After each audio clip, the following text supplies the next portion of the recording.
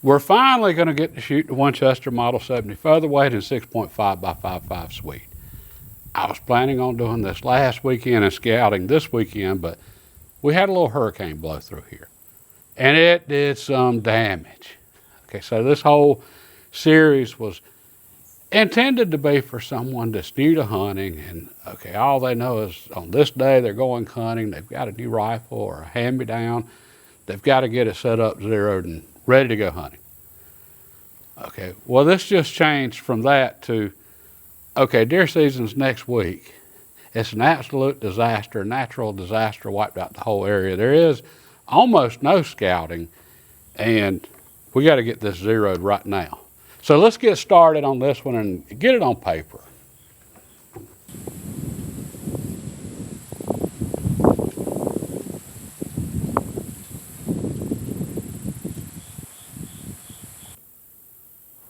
Okay, that should get us on paper right there. Now, for a new shooter, this isn't necessarily the best way to get on paper with a new setup, scope just mounted on a rifle. And what I did was just pulled the bolt, lined up the target in the center of the bore, and then moved my crosshairs until the crosshairs were centered on the target. Okay, I'm pretty good at doing this. And with practice, anybody can get good at it, but for someone new to hunting, it can be a little tough. Okay, so the best thing to do is put your target up really close. And I've got a video explaining that, but I'll leave a link to that below in the description. Okay, right now though, I'm in a hurry. Okay, and this is what gets all of us when we're in a hurry. I've got one box of ammo here. I got a brand new rifle. I've never shot it. I have no idea how it's going to shoot. New setup. Okay, I've got to get it on paper, sighted in, and I'd like to have at least 10 rounds to go hunting with, which means I've got 10 rounds to get this done with. All right, when we go to missing shots, trying to get on paper, we can waste a lot of ammo quick. But I think this will get me on paper here, and let's see what we got. And get our first rounds through this rifle. And hope I hit paper, because I'm going to feel really embarrassed here if I don't.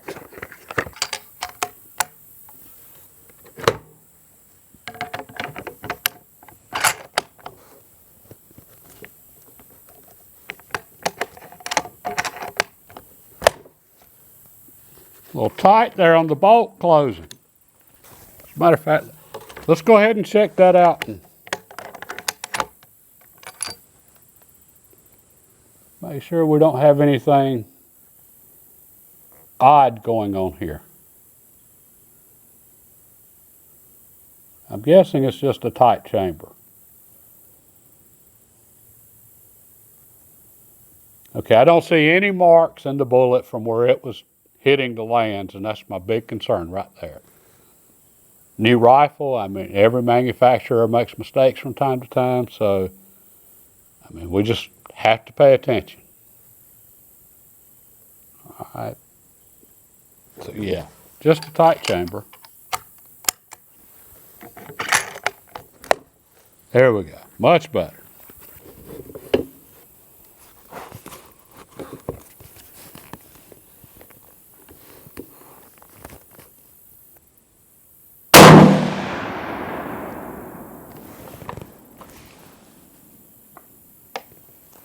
That felt really good. Okay, now I need to go down there and see if I hit paper.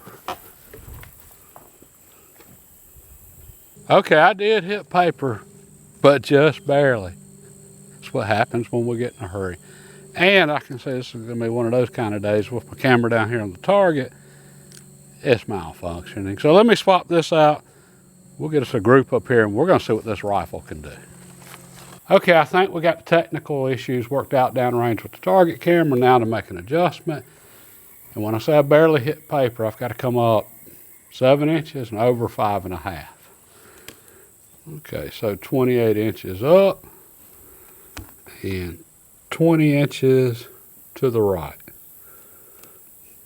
And that wasn't 28 inches up and 20 to the right. That's 28 clicks up and 20 clicks to the right. Each click's 1/4 of an inch increment. 1/4 MOA. And normally it's always best to zero a rifle based on a 3-shot group or some group. Okay, when we're this far off, it's no use in wasting ammo just getting a group down there. We just want to get on paper, and then we can start fine-tuning and tweaking things.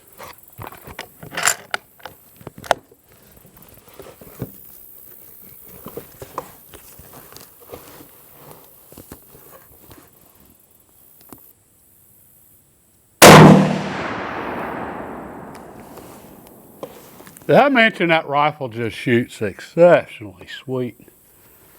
Okay, we're closer, and let's see if this GoPro's working now. How about that? Okay, so we need to come up another inch, and we're 2 1/4 inches to the right. Okay, we're getting close, and we'll shoot a group on this next one. Okay, that should have us on this, and I actually set it for 2 1/2 inches high. And unlike me, Joey over here, he just pulled up. Okay, he's not talking about hunting, he's going hunting. He's in here hard right now for trying to get one with the muzzleloader. And I was trying to get in here at the middle of the day so I didn't mess him up. So I'll be done shooting in just a minute, and he can have it for himself the rest of the day. Joey, you on anything any size in here? Not really. Walk on over this way. I ain't even sure if you're on camera over there. Yeah, he decked out. And he's a happy man right now because he just got power back on. After about 9 days. Yeah, and there's still a lot of people around here that don't have power, but anyway, we're thankful for all of it. Exactly. We'll talk about that shortly. All right, let's go on and finish getting this thing dialed in.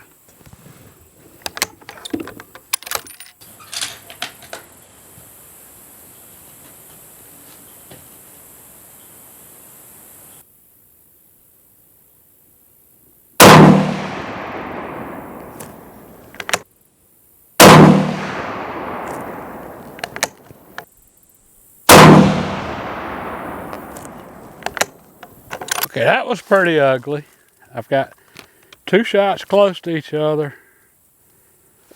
I'm assuming this was the third, so roughly a 3-inch group. And I don't know the order. Okay, I can't see the shots at this distance on paper.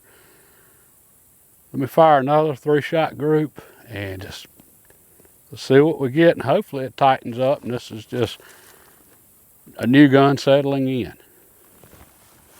Okay, that wasn't too good. I was shooting at the center diamond. Joey didn't realize I was shooting at the center diamond. So yeah, we're that far off. But now we at least have a group we can zero to. All right, so I'm gonna move it to the right about 3 1/2, and we're gonna stay on that center. Elevation looked pretty decent, and again, maybe she's just starting to settle in. I can hope.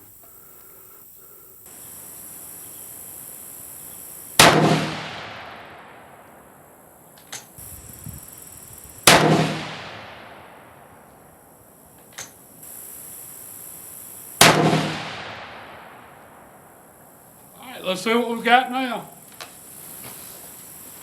Okay, well that was interesting. And the GoPro worked then, so that's good because I can go back and look at the order of the shots. And stuff like this is why I wanted to try this with just a rifle out of the box. Just because every rifle is a mystery, and this rifle is showing some serious accuracy potential. We got 2 touching, but then we've got a shot here low. Okay, I don't know which one's which. The barrel's not free floated on that rifle. Okay, so shot group here, shot low, shot group here, shot low.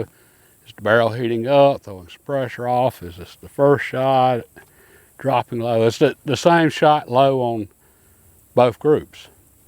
I don't know. But what I do know is we're close enough to zero to hunt with this rifle. Okay, right now, at our highest point, we're 3 inches high.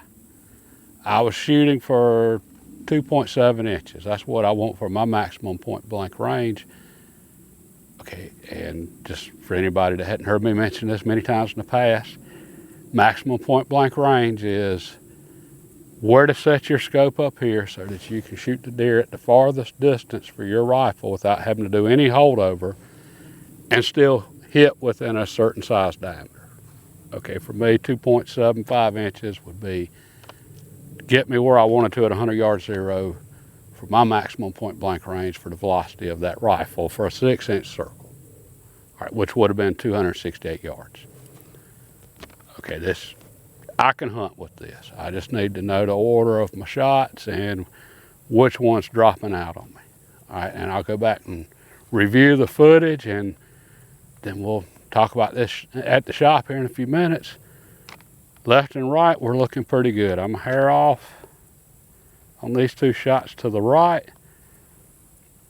I could go over a click, but hey, I'm not going to be shooting over 250 yards.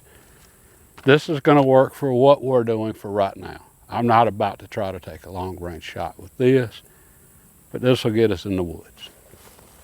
I went back and went over the footage, and it's the cold bore shot that's low. Okay, I'm good with that. That's what we needed right there, and that's what we're trying to do when we go to the range, is learn our particular rifle, be it a brand new one, a hand-me-down, whatever. Okay, so the first shot, cold bore shot, we're 1.25 high, and then the next two shots, the barrel's heated up some. Now their point of impact shifted. They're hitting 1.75 inches higher than the cold bore shot.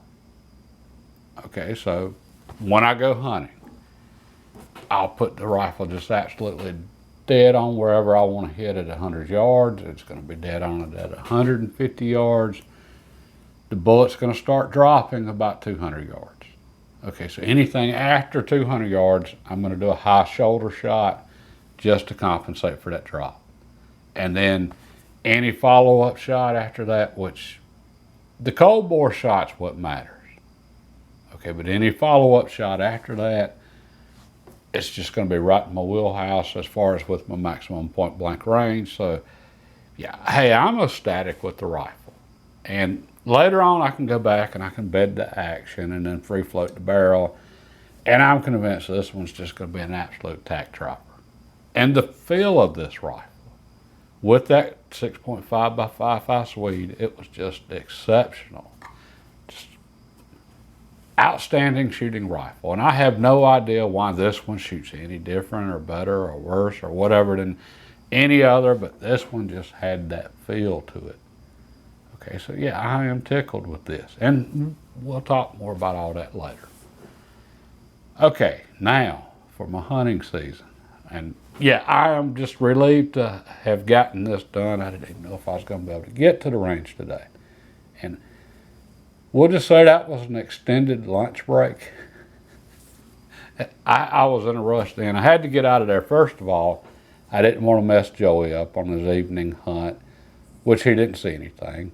And with that particular spot, you can go in there in the middle of the day, sight in a rifle, and then that evening still get a deer. Trust me, done it many times.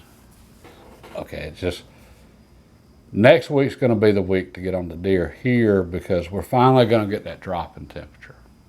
Okay, and then as far as all the other stuff I had going on, I said that was an extended lunch break. I was working on the new house today, and I had a couple guys over there helping me out, and they were putting down underlayment for the roof.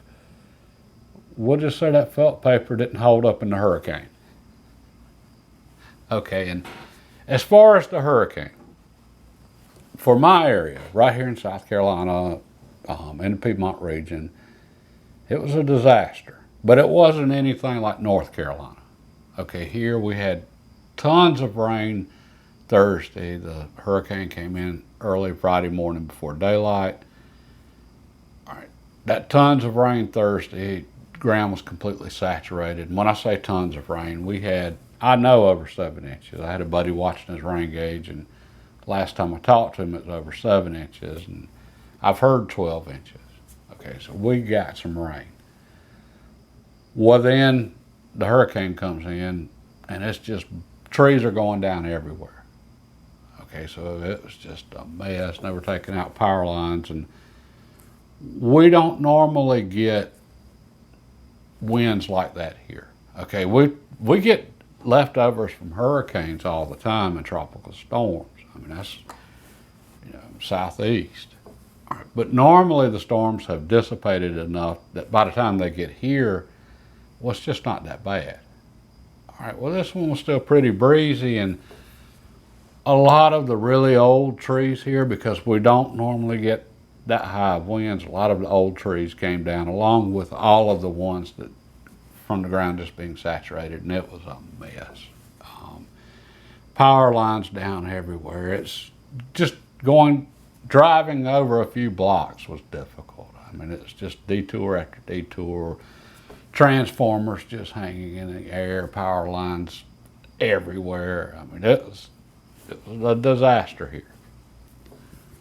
But it wasn't dangerous like it was in North Carolina, or like it is in western North Carolina up to mountains in eastern Tennessee. Okay, they got all of that water also, but it just went straight into the valleys, and then it was bad. Okay, here it's rolling hills, nice wide valleys. We don't build in the low spots. Okay, up in the mountains, you don't have many options where to build up in the mountains, so a lot of people end up building in the low spots, which where we were at today, the Target stand, it was underwater after that hurricane. I mean, it was, yeah, we got the water, but all right, well, the power crews, linemen, tree service guys, they've just done an outstanding job here. Power's coming up. Most people have their power on now. A good many still don't. Okay, so we're praying for them, but it's coming back quick. And again, I just can't say enough good things about all the linemen and tree service crews. I mean, they've been working and they've been just getting it done. Hey, my hat's off to all of them, and we sure do appreciate all of you guys. And a couple of women I've seen on some of the crews. And this is messing with their deer season too. Somebody was telling me they were talking to one of the linemen. He was from Pennsylvania, and apparently season's just about to open there. And he said, yeah, he knows his wife and his son's going to be hunting in his spot this week. So, hey, I hate the weather here and helping us out messed up their season, but we appreciate it. And we've had crews from absolutely all over the country and from Canada. My daddy was telling me he was talking to a few guys, and the tree service crews on his street, they were from Oklahoma, and then the linemen that came in behind them were from Canada. Okay, so hey, we really do appreciate the help. And as far as North Carolina, and Tennessee, there's still a lot of people up there hurting. So anything you can do to help out any of those people, hey, do what you can. That's kind of what we're all doing right now. So yeah, I'm just relieved I could get to the range and squeeze that in today. It's just been that much of a mess, and that's really going to change deer season here too. Okay, that's going to affect the deer movement, and it's definitely going to change how I hunt. All right, but we'll get into that next week. And as far as the ammo, I did not mention that. I'm shooting Nosler partitions. It's Norma ammo, factory ammo, but they loaded it with 140 grain Nosler partitions, 6.5 by 5.5 Swede. Velocity on the box is 2,795 feet per second. With this 22-inch barrel, I'm just going to go ahead and knock off 50 feet per second. So we'll just call it 2750. Okay, that's going to be outstanding. All right, I think that covered it for the rifle for now. And now I just got to get in the woods, do some scouting, and I'm going to try to bring y'all along for that and go over what I think this is going to do for the deer movements. Okay, all right, we'll find out. Okay, we got this part out of the way. God bless, and have a great day.